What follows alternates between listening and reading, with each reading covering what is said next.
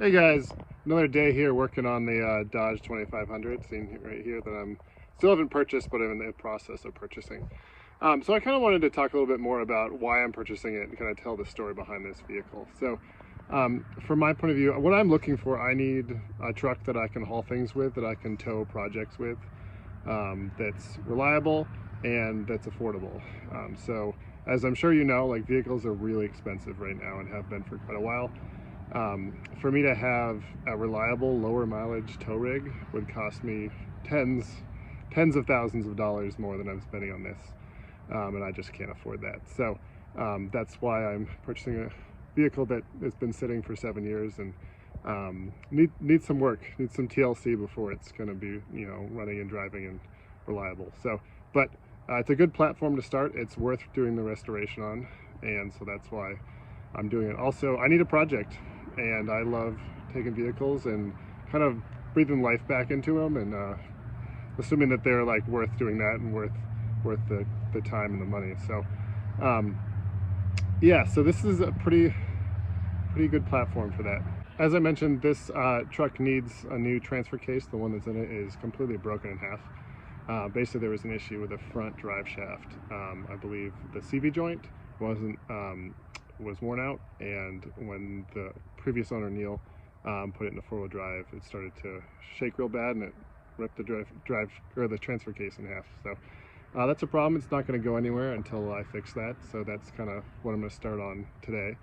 I'm just you have to pull out the rear drive shaft. The front drive shaft's already taken out of it, and start getting that loosened up so that I can rebuild it or get it rebuilt. Yeah, so that's what we're going to be working on today. All right, we are looking at the rear end of the rear drive shaft, so that's going to come out in order to get the transfer case out.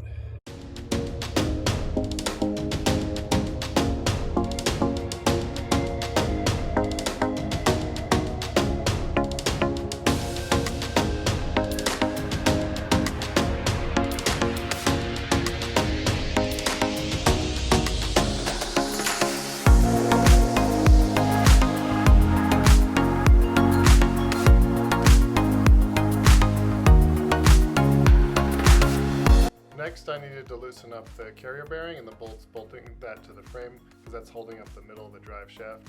There was a ton of dirt and sand up on the top of the frame, so the bolt heads were up in there. So later in this clip, you'll see a ton of dust coming down on top of me. It was gross.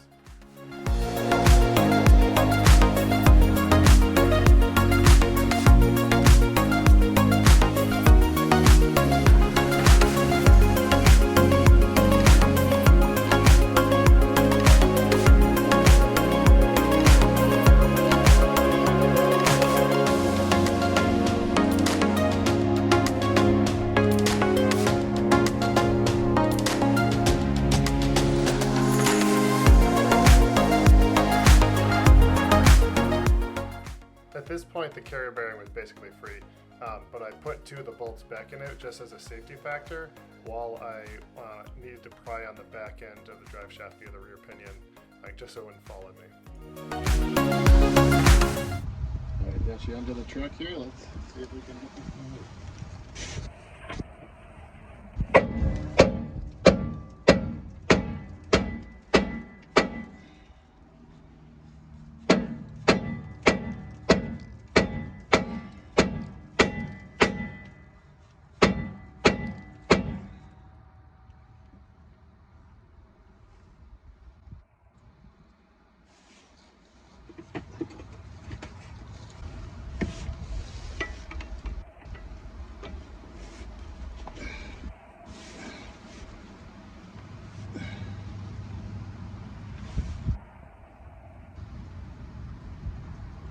Does that need to come out before?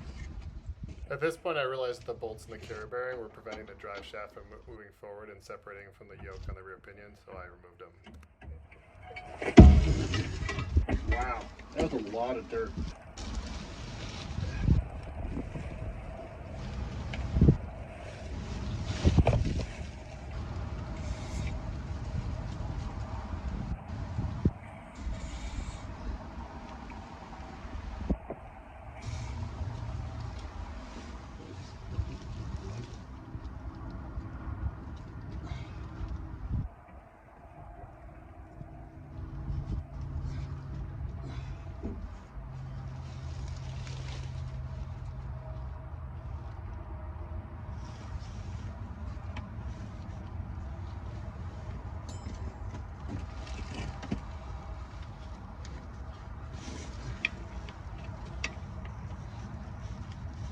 Oh, yes!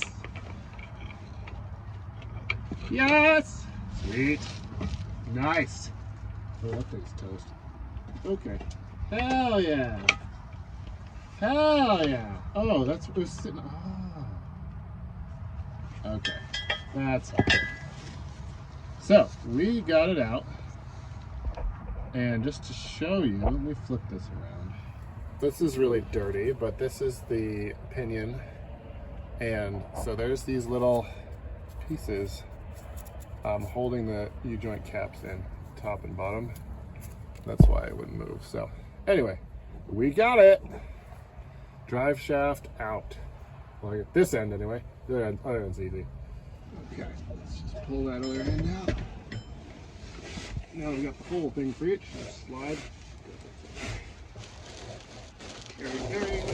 Yay! Ooh, got some seepage. Okay, that's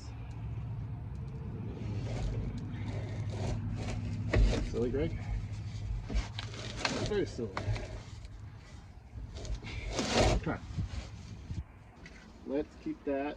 We're gonna need to run home and grab a catch pan. All right, we got our little catch pan here, or oil pan.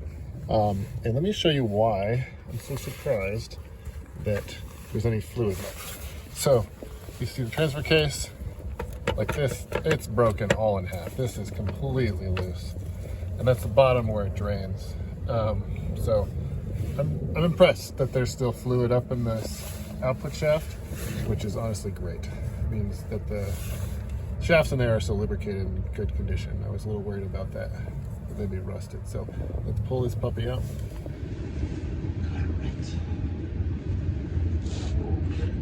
Out she come, ready to catch the.